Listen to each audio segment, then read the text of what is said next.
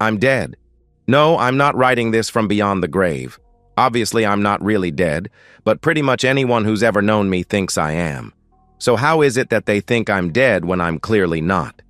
That, my friend, is a long story. So if you're curious, and you do seem to be curious since you clicked on the link, please sit back and enjoy. It's not a story for the faint of heart, however, because I readily admit I'm a difficult person, and what's to follow is nuclear revenge. I suppose I should start with a few things. My name is Richard Price. Not Dick, not Rick, Richard. I'm 6 foot even, 190 pounds. I've been called good-looking by a lot of people, so I guess I am. I've got brown wavy hair, brown eyes, and I'm currently sporting a mustache and goatee. I was 39 when I died. I'm 43 now. I'll admit that most of my life things came pretty easily to me, like school and learning taekwondo. I wasn't born extremely rich or anything like that. I was just able to figure things out fairly quickly, and yes, I did inherit a large sum of money twice over. This is something I told no one for specific reasons. I saw how money affected friendships and most of all relationships, so I kept that secret to myself. Now college is when everything pretty much began. This is when I met Amy, the love of my life, the treacherous woman who... Wait. Sorry. I'm getting way ahead of myself here. Amy and I met in an accounting class during our sophomore year. I'd like to say that it was love at first sight for the two of us, but it wasn't. She was just a girl and I was just a guy. Granted, she was a very attractive girl with a stunning figure. She also had a lot of guys, as well as a few girls pursuing her. However, from all outward appearances, she ignored them to focus on school. Nope.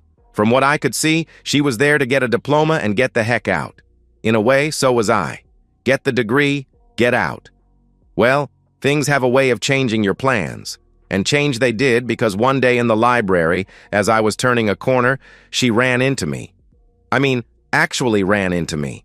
She was running and slammed right into me.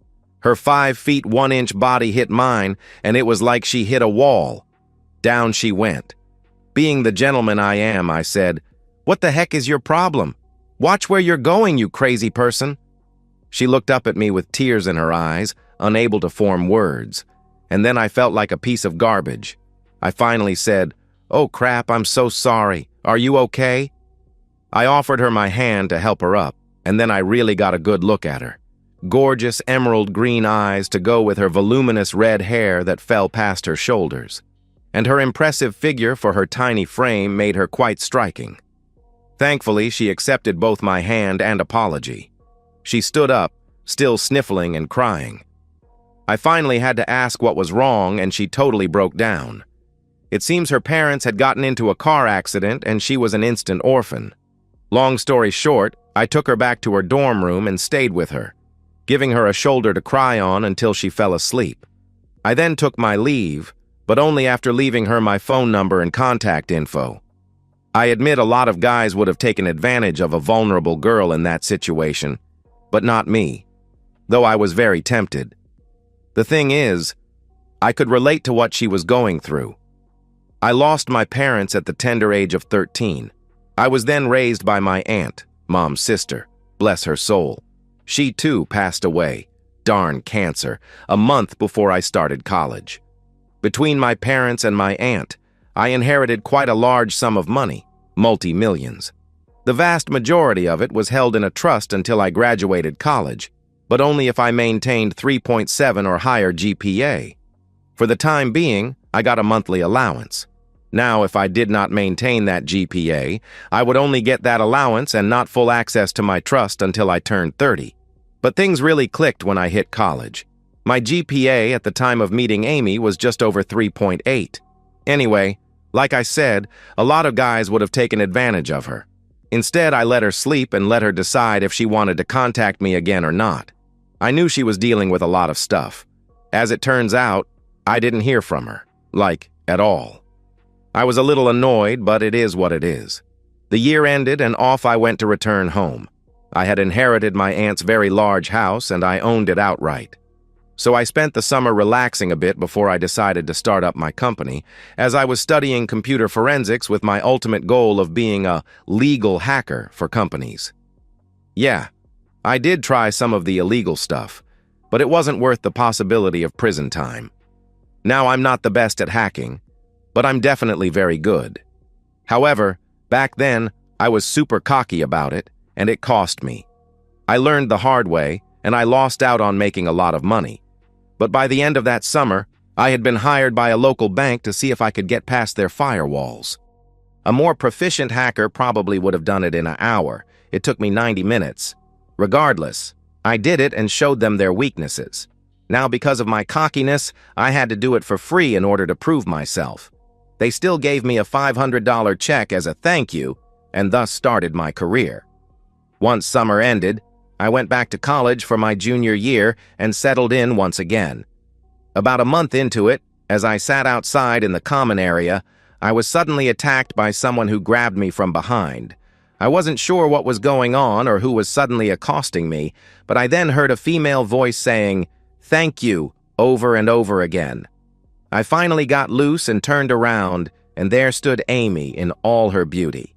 Big smile that absolutely lit her up. Of course, the crop top and mini skirt certainly helped too. Amy then said, "Oh God, I was hoping I would see you again.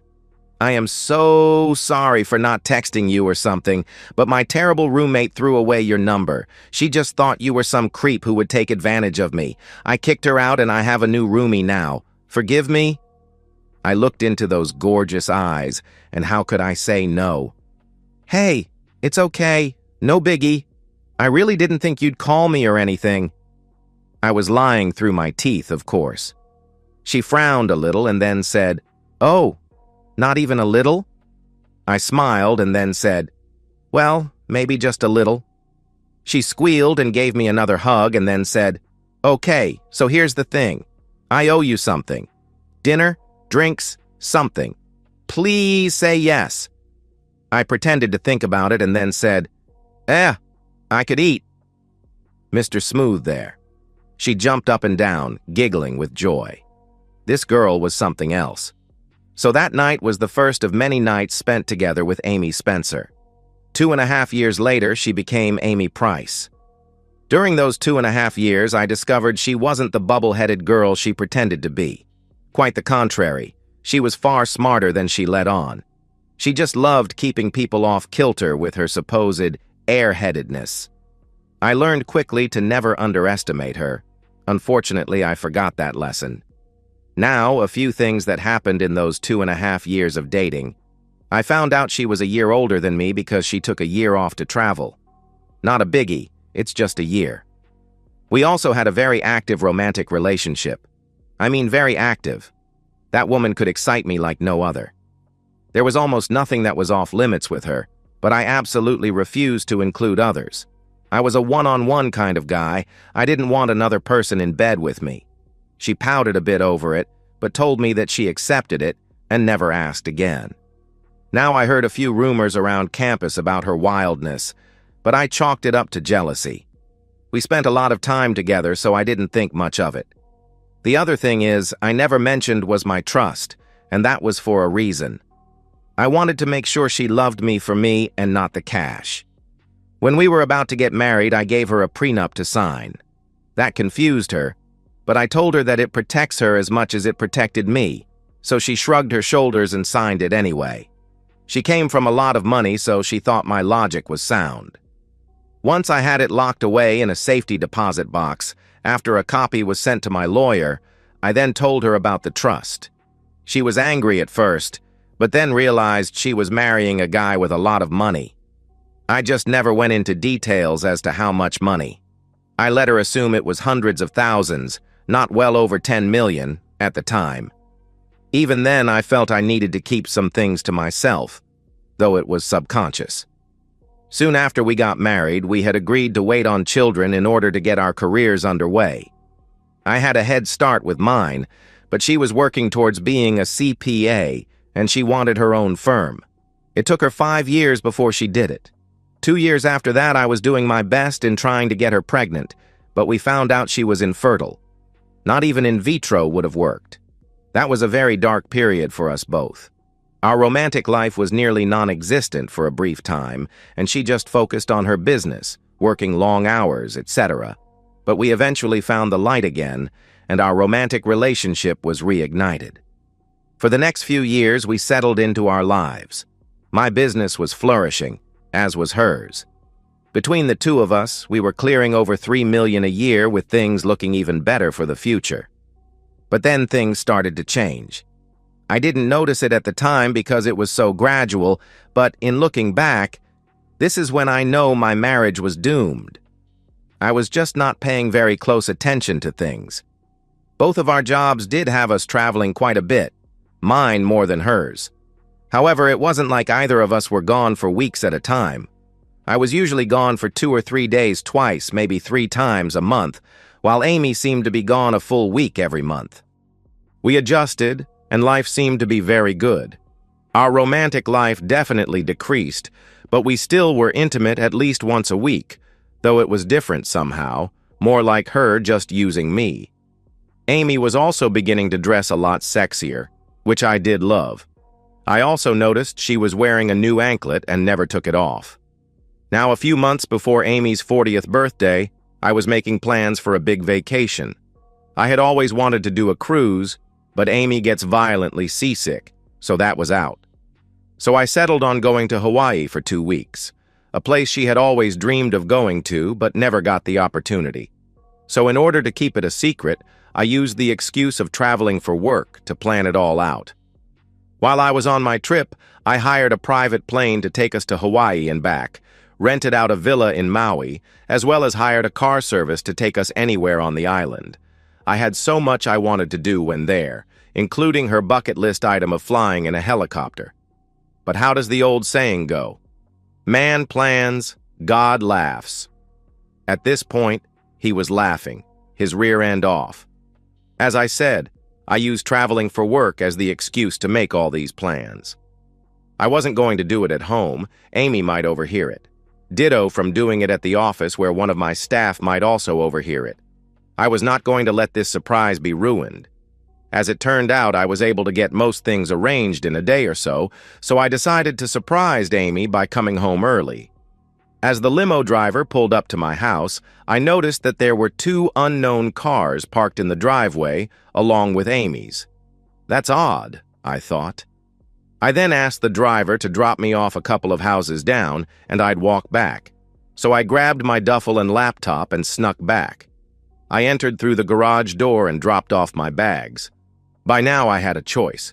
If I thought Amy was in danger, I probably should have called 911.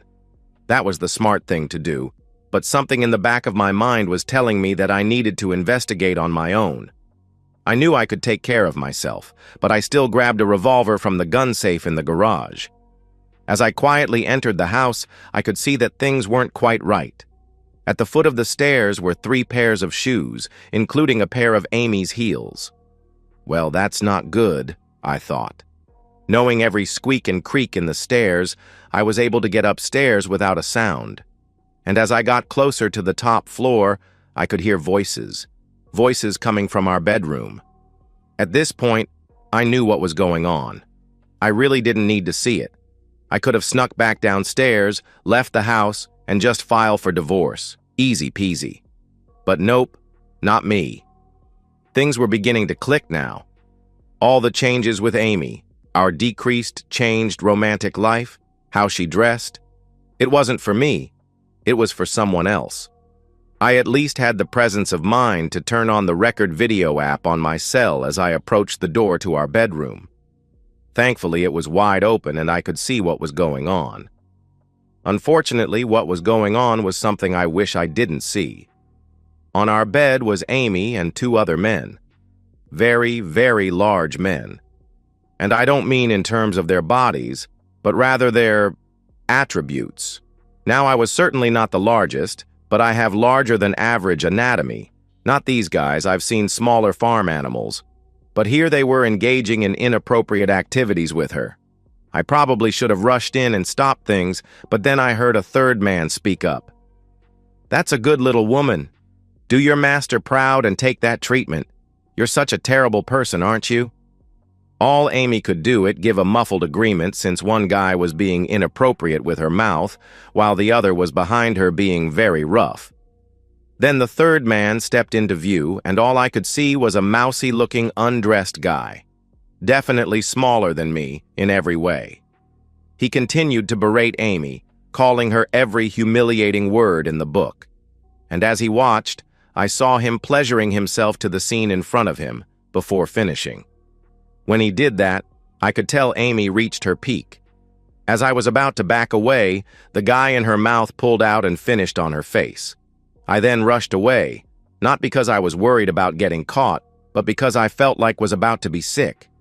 I barely kept it down, but now I had a mix of emotions from anger to sadness to being humiliated.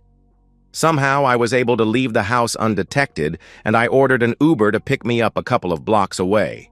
I had him take me to a hotel a couple of miles out of town, and I got room. Once there, I broke down and cried. This was the last time I would shed any tears over her. Once I collected myself, I left the room and went over to the liquor store next to the hotel. I grabbed a bottle of Old Fitzgerald bourbon. I figured I deserved it. Once back in my room, I cracked it open and savored its taste. 3 shots later, I could feel it hitting me, so I needed to stop. I also needed to eat, so I ordered a pizza. Nothing goes better with a $2,000 bottle of bourbon than a pepperoni pizza. Now, with my belly full of alcohol and food, I got to work. Based on the events I saw, this was definitely not a one-off with these guys, especially not Mr. Tiny Person. So now it was time to get to work in using my computer skills to find out who these jerks are and to see how long my cheating wife was involved with them. Unlike in the movies and TV shows, it's not a few clicks on a keyboard, and voila, there's all you need to know. Nope, it takes time, a lot of time. And I needed more computing power if I was going to lessen the amount of time spent doing this. Nowadays, hacking into sensitive sites isn't easy, and odds are you'll get caught. Unless you know what you're doing, which I do. But even then, you run the risk. So the quicker the better. I knew I had to go into the office, but I had to wait until after everyone had gone home. At midnight, I was sitting in my office with 3 separate laptops doing their thing. It didn't take me long to discover who Mr. Tiny Person was, though. A certain John Hammerschmidt. What a ridiculous name. A piece of garbage dirtbag who apparently lived off of Daddy's money via his own trust fund. I guess Amy thought she was moving up to his lowly $4 million while not realizing that I was worth 10 times that now. See? This is why I never tell anyone about my money. It seems Johnny Boy is into the kinky stuff. A few arrests for soliciting prostitution, no convictions or fines. A DUI here and there, same result. Oh, but there is an ex-wife who has been after him for years for back alimony, a Ms. Peggy Brennan. She took back her maiden name, and I didn't blame her. I'll contact her at some point. As the evening wore on, I found out that Amy had been involved with this guy for a long time. Not weeks, not months, but years. 8 years to be exact. Around the time she defrosted, and we started being intimate again after finding out she was infertile. And now I was beginning to feel sick to my stomach once again. However, despite the bile attempting to force its way up and out, I forged on. By the time the clock hit 6:30 a.m., I had everything I needed. I phoned my attorney and left him a voicemail to let him know I'd be there to see him at 9 o'clock. After shutting everything down and leaving my office, I needed to grab something to eat. Regardless of how sick I was feeling, my stomach was protesting from the lack of food. By the time I got to the diner, I was feeling better physically, but mentally, I was a wreck. Her cheating, and for the length of time it occurred, enforcing the prenup wouldn't be an issue. Boy, was I stupid. At the appointed time, I walked into my attorney's office and his receptionist let me in. Jack Blacker, yeah, he's heard all the jokes, greeted me with a hearty handshake and asked me what was up. So for the next 20 minutes, I told him. So you see, Jack, I'm going to divorce the woman, and I'm firmly enforcing the prenup. She's not going to get a darn cent from me. Now, any other time I would have missed this, but when I mentioned the prenup, his eye twitched. I've played poker with the man. I know his tells. And that, my friends, was a tell. A big one. Jack said, "Well, let's not be too hasty here, Richard. I mean, your finances are really tied together here and—" "Cut the nonsense, Jack. I can tell you're lying." He hemmed and hawed before saying, "Well, ahem. You see, there is no prenup. Not anymore." "What the heck do you mean that there's no prenup?" He slowly backed away from his desk to give us a bit more distance and said, "Look, it's... Aw, heck. Amy got to me. I'll never know why I didn't jump over his desk right then and there and strangle him, but I let him speak. The entire time my hands were clenched in fists of rage. It seems Amy seduced him. She offered him anything and everything. She let him do whatever he wanted to her, and it was pretty vile, too. I didn't know just how perverted this jerk was. In the end, she convinced him to erase all evidence of the prenup. That terrible woman. I slumped in my chair and realized just how devious my oh-so-loving wife could be. I allowed my love of her to overshadow what was right there in front of me. Once again, I had underestimated her, but never again. Unfortunately for the both of them, they didn't know I still had the original in my safety deposit box. I never let anyone know about it. After a moment or two, I stood up. When I did so, Jack pushed his chair even further back in fear. I chuckled and said, "No, my dear old friend, you're going to suffer. I'm not going to just report you to the ethics board, but I'll make you wish that you had never been born. And if you let Amy know that I know, you're in serious trouble." And with that, I shoved the chair I had been sitting in into his desk, and I stormed out of his office and headed back to my hotel room. Once back to my room, I doubled down on my efforts to find out what else Amy has done. Now it was time to crack into all of accounts. A long time ago, I had set up back doors in all of her electronic devices, including the servers in her office.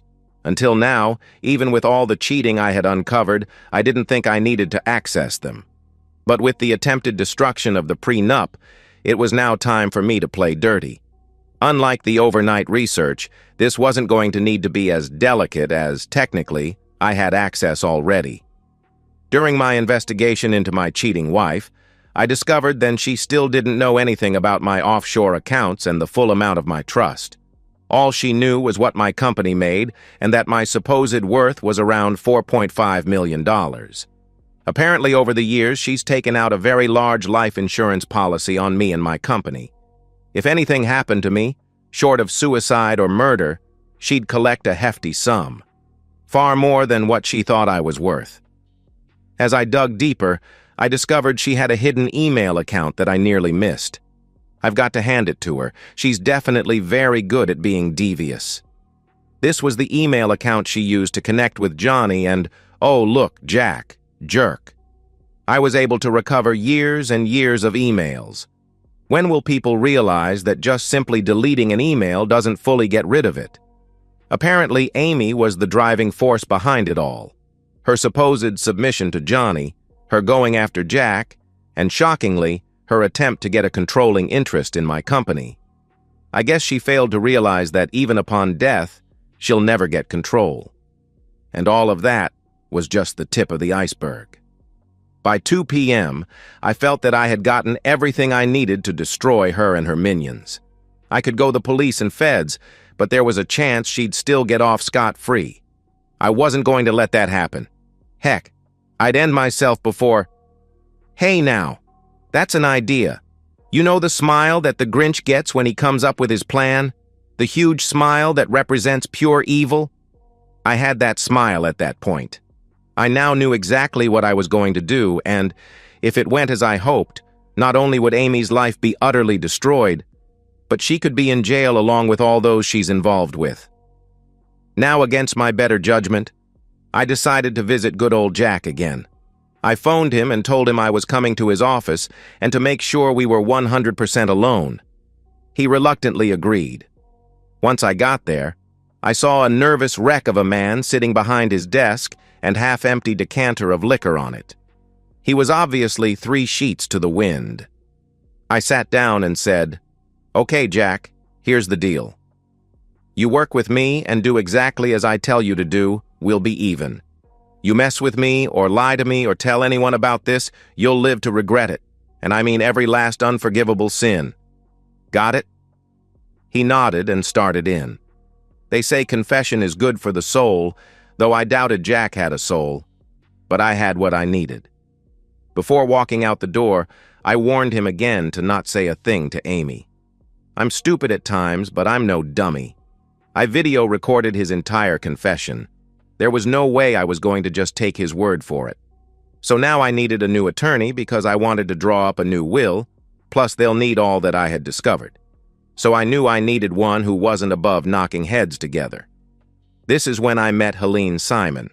She wasn't just a ball buster, she was the ball buster who had a few unscrupulous clients. She was perfect. Now her clients may have been unscrupulous, but she wasn't. She bent the law, but never broke it. I contacted her immediately after leaving Jack. I was expecting her service to answer, but she picked up. Thankfully, she was willing to meet with me that evening, and she gave me her home address.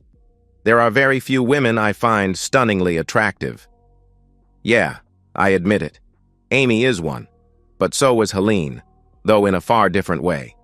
Where Amy was short and curvy, Helene was tall, taller than me, and lean. Long blonde hair and deep blue eyes. To me, she was just absolutely stunningly gorgeous. And when she talked, you listened. I thanked her for seeing me on such short notice and explained to her in great detail what had happened and what I knew. She sat there with her eyes closed, absorbing it all. Once I finished, she said, "Well, just when I thought I had heard everything." I shrugged and gave her a smile, my first real smile in a long time. She continued, "So, Mr. Price, please call me Richard." "Okay, Richard, and please call me Helene. Why do you need me? You have more than enough evidence to hurt your wife financially and socially. Why come to me and instead of the police? I could handle your divorce, of course, but I will admit there are far better attorneys that could handle that. It's simple. I want to die and I want you to help me." She looked at me like I just told her that she has 3 eyes, and then she laughed. "Oh, seriously now? I'm not some hitman, nor do I know any." "Well, technically I don't." I laughed at that and said, "No, I want you to help me fake my death so I can start a new life.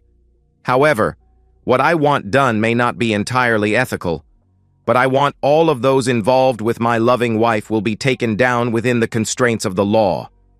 The only, shall we say, questionable part is I want it to look like Amy had me murdered." "Oh, really? Now why would I allow myself to be caught up in such an illegal escapade? Mind you, as an officer of the court, I should call the police right now and tell them of your plans." I laughed again and said, "Helene, I do my research. I'm not asking you to do anything illegal, but I know that you know people who can help me. I also want you to draw up a new will, but also handle whatever fallout will occur after my death, as well as get me all new credentials. Overall, I really want Amy to suffer. I want those that she's been involved with to suffer as well. I want to burn the woman and take away everything from her. I just want it to look like she did it and let the chips fall where they may. In the end, I want to burn it all down around her." She gave me a sly smile and said, "Well now, you are a smart one. However, what you're asking of me, at least in terms of you dying, it just isn't something I can do. Of course, I'll handle your will, transfer of any and all assets to whomever you want, as well as everything else you need for a new life. That won't be a problem. The main thing you want, I just wish I could assist you, but legally I cannot." I nodded my head and said, "I understand. Richard, please allow me to continue. I just wish I could do more. I wish I could tell you to contact a gentleman by the name of Ray Flash. I wish I could tell you that you could use my name and let him know that I refuse to help you. I wish I could tell you that he's the right man for this job. I truly wish I could tell you all of this, but I can't. Am I clear?" My Grinch grin came back and I said, "Crystal." She nodded curtly and said, "Now let's talk about this will and everything that's involved with it." Later that evening, back in my hotel room, I finally felt a freedom that I hadn't felt in days. Now that everything was in motion legally, I finally took to closing accounts and reopening them so that Amy couldn't get her hands on my money. I left the joint account alone, but I did move half of the money to a new account at the suggestion of Helene. I needed to make sure that it looked like I was going to divorce Amy, including serving her. She'll be very surprised to realize that I still had a copy of the prenup after giving Helene the original. I checked out the hotel the next day and headed home at my scheduled time. I had to play nice for a while until things were put in motion. Before leaving the hotel, I did reach out to Ray Flash, thanks to the number that Helene definitely didn't give me. I left him a voicemail and asked that he please contact me. Once back home, nothing looked out of place. If I hadn't known what had happened here a few days ago, I never would have been the wiser. After dropping off my bags in the bedroom, checking to see if there were new sheets on the bed, there were. I then decided to take a long, hot shower. I missed the multi-spray while in the hotel. I just let the water cascade over me and tried to wash off all the hatred I had now. It didn't work. As I exited the shower and entered my bedroom, my phone went off. It was Ray. I was quick and to the point. I asked him to meet me at place of his choosing, and I let him know that Helene was sorry that she couldn't help. He understood. He gave me an address to a restaurant across town for 2 o'clock. I had a couple of hours to kill. I was just hoping that I could get away before Amy got home. "Richard, sweetie, are you home?" Darn. I got dressed and went downstairs to greet the love of my life with a fake grin plastered on my face. "Richard, oh God, I've missed you." She ran over and hugged me like there was no tomorrow. I reciprocated, barely stopping myself from strangling her. We parted and I said, "Honey, I was only gone a few days. You act like I was gone for a year." "Oh, I know, but I missed you so much. And so has my kitty." She gave a wink when she said that. I silently gagged and said, "Darn, I miss that kitty too. But I have a business appointment to get to, and I have to give you a rain check." She pouted and said, "Oh, Pooh." "Fine. But I want attention when you get home." I laughed and said, "Count on it." Crap. I didn't figure on having to actually be intimate with her until things were in motion, I thought. After some small talk, I begged off and made my way to see Ray. I arrived early, but so did Ray. He was hard to miss. He was a mountain of man with a baby face. When he stood up to shake my hand, the man towered over me. He was easily 6 feet 9 inches and probably weighed 300 pounds, all of it muscle. His hand engulfed mine as we shook. If it wasn't for the genuine smile on his face, I may have lost control of my bladder. We sat in the booth in the back so Ray could keep a clear sight line to the front door. He then said, "So Helene refused to help and she didn't tell you about me." I chuckled. Yeah, she was totally worthless. He caught the joke and laughed heartily before saying, "Okay, look, seriously. Despite what I look like, I'm no killer. So if that's what you want, get your rear out. If you want someone beat up, I got names. But I don't do that stuff no more. I can scare people for you, but I'm not going to hurt them or do anything illegal, got it?" I nodded and said, "Don't worry, you won't need to hurt anyone." Well, you may need to sort of hurt someone. He looked at me and with a "what you talking about Willis" look and said, "Dude, get lost. I just said I don't do this stuff." I held up my hand and said, "Just listen to what I have to say. If you're not interested, I'll give you $10,000 for your troubles.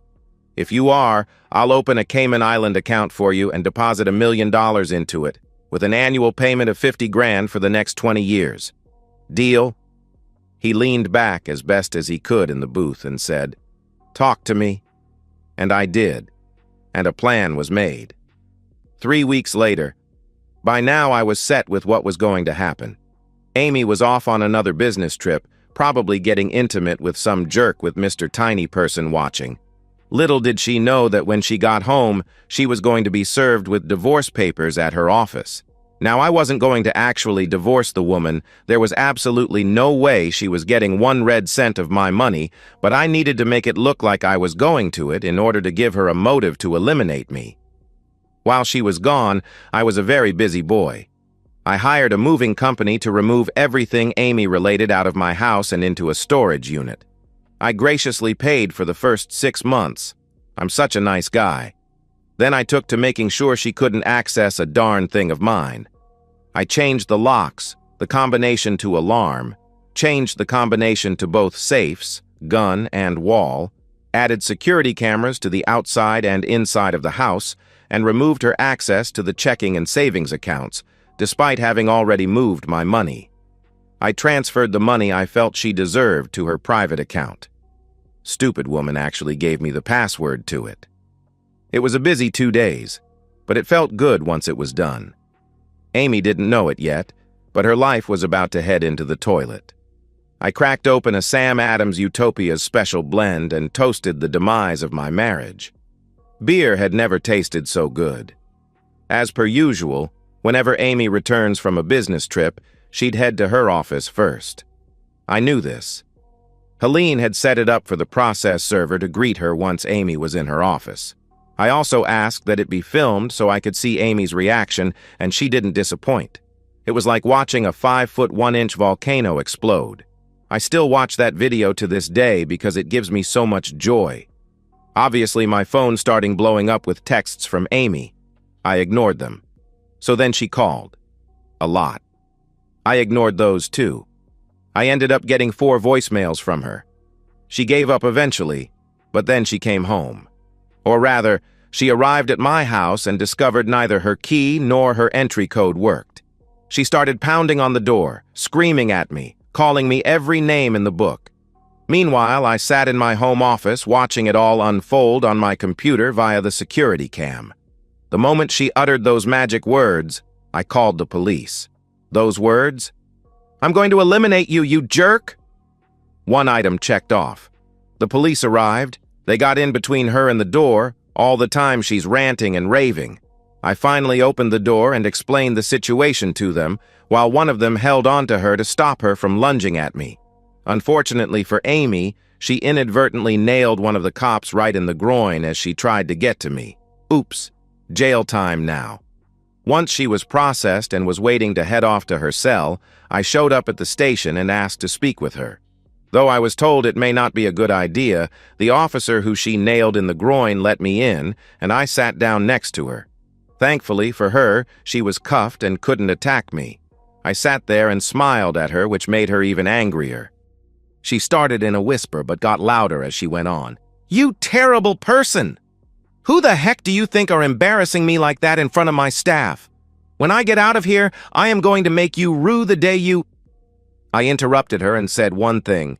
"John Heimerschmidt." The jaw drop I got was almost comical. She stammered and said, Who is that?" "John who?" "Oh, cut the nonsense, I know. Everything." She huffed and said, "You know nothing, jerk. Funny that you should mention Jack. He broke, told me everything. He was quite eloquent, actually."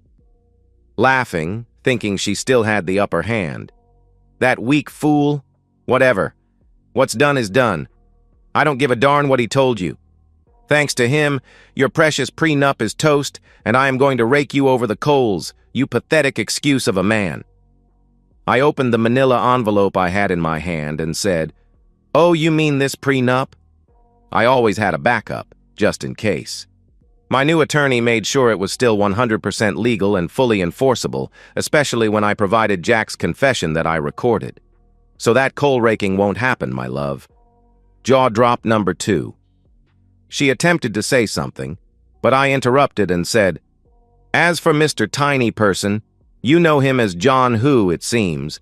I've got enough crap on him to put him in jail for the rest of his life. I emailed him everything that I know before I headed over here and told him he had an hour to get out of the country before I sent what I knew to the feds. We'll see if he makes it or not. He's got, let's see, about 20 minutes. Jaw drop number 3. Oh, and I didn't forget about all your inappropriate companions. Yeah, all 9 of them. I'd tell you what I'm going to do to them, but I want you to be surprised. Now her anger really flared. You terrible person! You won't win! I'm going to eliminate you and make sure no one ever finds your pathetic body. I just sat there and grinned. Not only did I have her on my video cam at home threatening to eliminate me, but now she screamed the threat in a police station. She was so done and didn't know it. But before I could offer a retort, they came to take her to jail until her arraignment, with Amy screaming at me the entire time. I knew she'd raise bail the next day, but I didn't care. All part of the plan. Now I waited and waited and waited.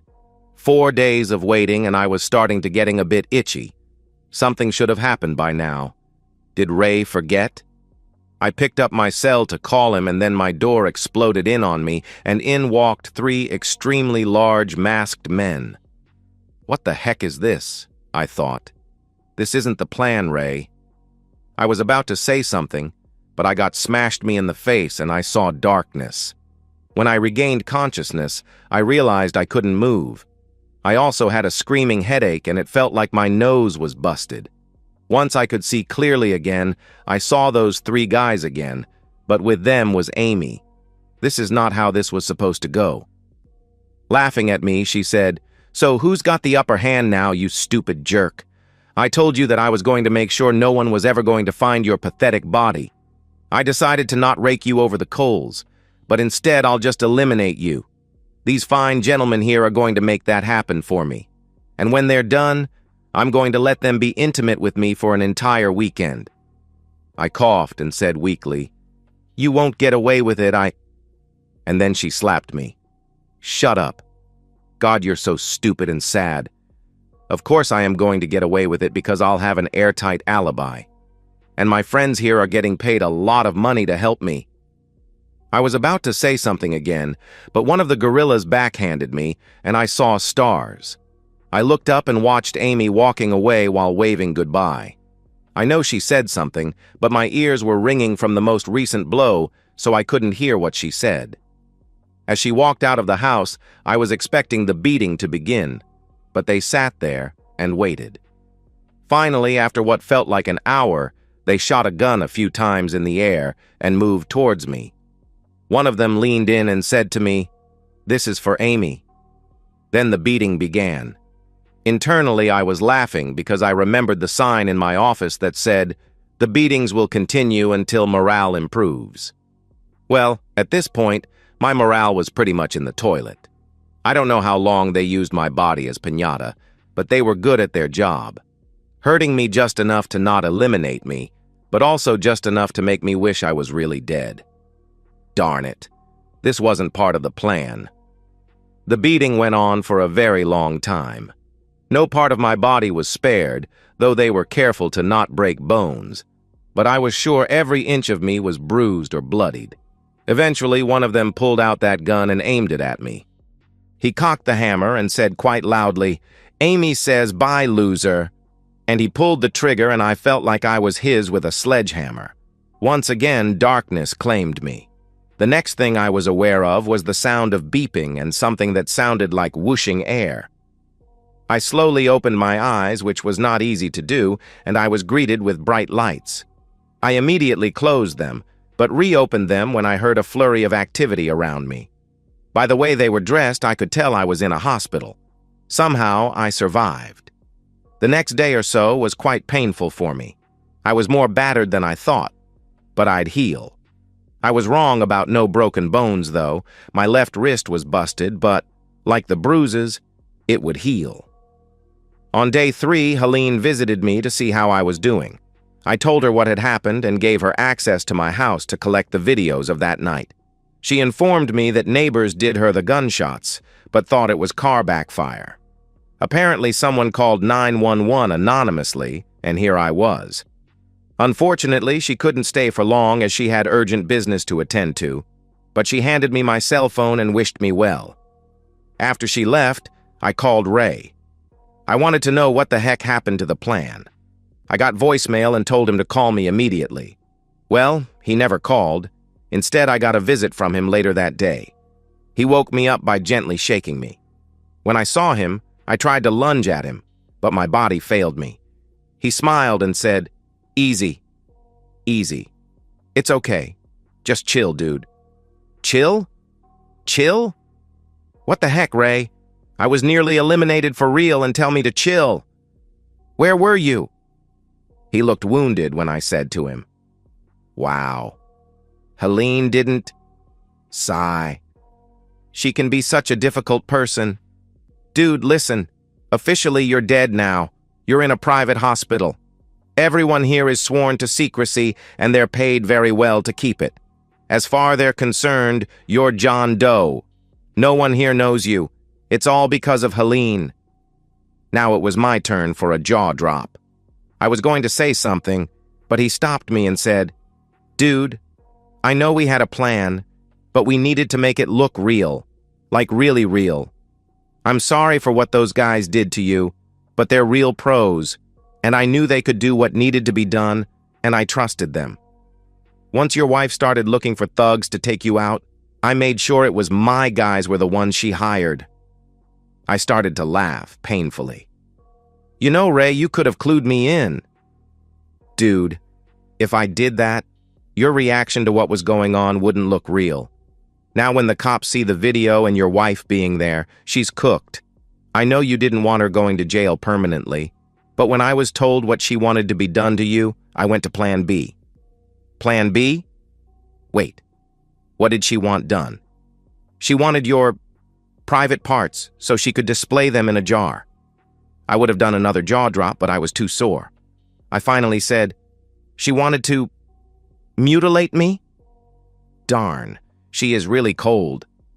He chuckled. "Yeah, real cold." My guys did have some fun with her, though. She really did sleep with them for a whole weekend. Then she paid them. Once I paid them in full, they left the country.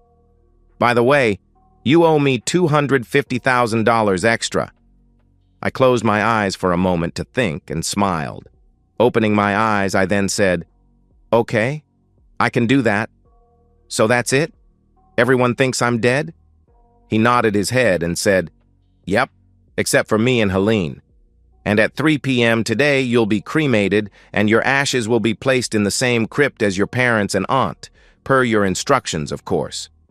Now it was my turn to chuckle. I then held out my hand to shake his and said, "Thank you, Ray. Seriously. But if I ever need to die again, tell them not to shoot me. I'll make sure Helene gets you your money." He laughed and said, "Deal. Good luck, Richard. I'll never see you again." And with that, he shook my hand and walked out of the room.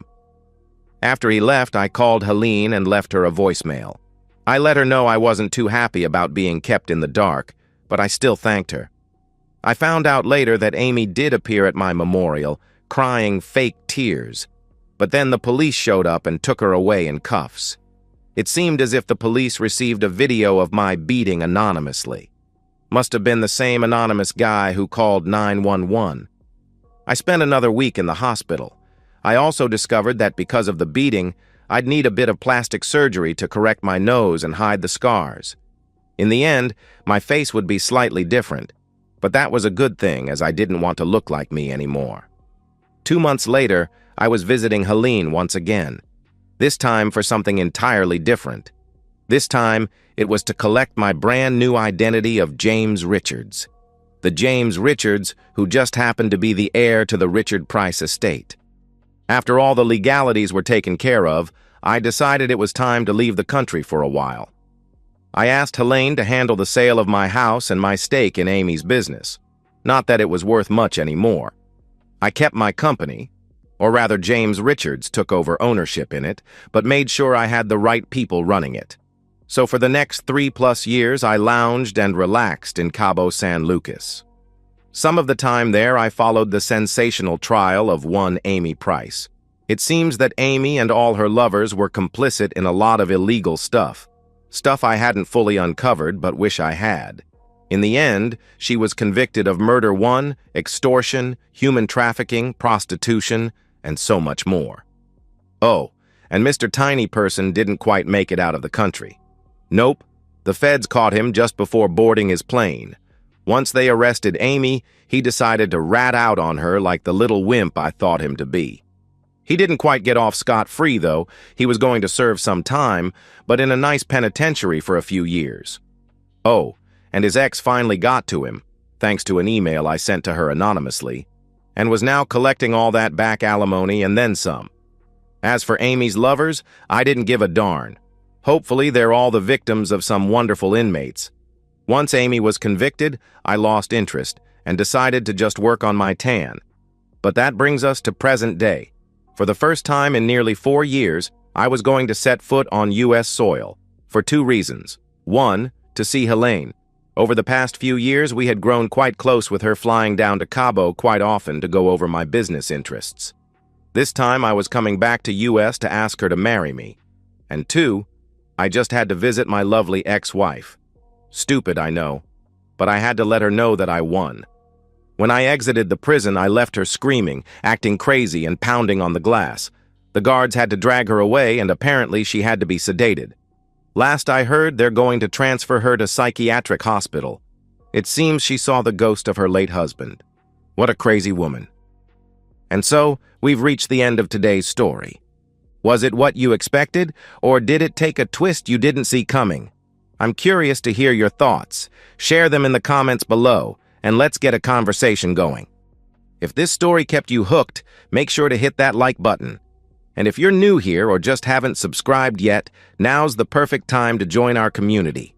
I bring you fresh, captivating stories every day, so click that subscribe button and turn on notifications so you never miss out. Thanks for watching, and I'll see you in the next one.